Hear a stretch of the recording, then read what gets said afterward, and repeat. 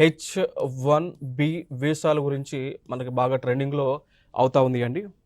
So, ఇక్కడ ఇప్పుడు ఎందుకు ఈ H1B ఇష్యూస్ మనకి ఇప్పుడు లైమ్‌లైట్‌లోకి వచ్చినాయి అంటే, ఇక్కడ మనం చూడండి ఆయన ఎవరు? డొనాల్డ్ ట్రంప్ గదా! సో, ఈయన ప్రస్తుతము అమెరికా దేశానికి ప్రెసిడెంట్‌గా బాధ్యతలను తీసుకున్నారు. అంటే ఇక్కడ ఎలక్షన్ జరిగింది. సో, ఎలక్షన్ జరిగిన తర్వాత ఈ డొనాల్డ్ ట్రంప్ ఎవరైతే ఉన్నారో, ఎలక్షన్ జరిగిన తర్వాత ఈ డొనాల్డ్ ట్రంప్ ఎవరైతే ఉన్నారో, సో, ఆయన ఎలక్షన్‌లో కంటెస్ట్ చేశారు, గెలిచారు. ఇప్పుడు లైక్ ఈ డొనాల్డ్ ట్రంప్ ఏమో రిపబ్లిక్ పార్టీని రిప్రజెంట్ చేస్తా ఉన్నాడు.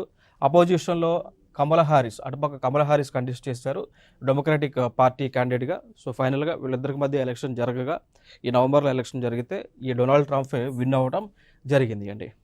సో, ఈయన 47వ అధ్యక్షుడిగా విన్ అయ్యారు. ఉపరాష్ట్రపతిగా లేదా ఉప అధ్యక్షుడిగా వైస్ ప్రెసిడెంట్ అయిన జేడీ వాన్స్ అయితే ఈయన ఎన్నికవ్వడం జరిగింది.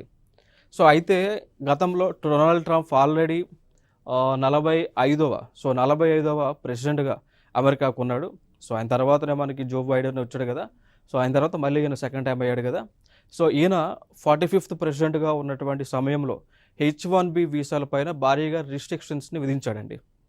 హెచ్1బి వీసాలను వివిధ దేశాల వాళ్ళకి ఇవ్వటానికి ఈయన ఇంట్రెస్ట్ చూపించలేదు. చాలామంది కూడా క్యాన్సిల్ చేయడం జరిగింది. సో, ఇన్ జనరల్‌గా మరి H1B వీసాలు అనేటువంటివి ఎవరికి ఇస్తారు అంటే, ఇప్పుడు ఫర్ ఎగ్జాంపుల్ ఆల్రెడీ అమెరికాలో ఉన్న కంపెనీలు ఉన్నాయో వారికి స్కిల్డ్ ఎంప్లాయీస్ కావాలనుకోండి. కావాల్సినప్పుడు వారు వివిధ దేశాల నుంచి ఎంప్లాయీస్‌ని తెప్పించుకోవచ్చు వర్క్ పర్పస్. అట్లా ఆ కోవలో వీళ్ళు ఏం చేయొచ్చు, H1B వీసాలు ఇస్తారు.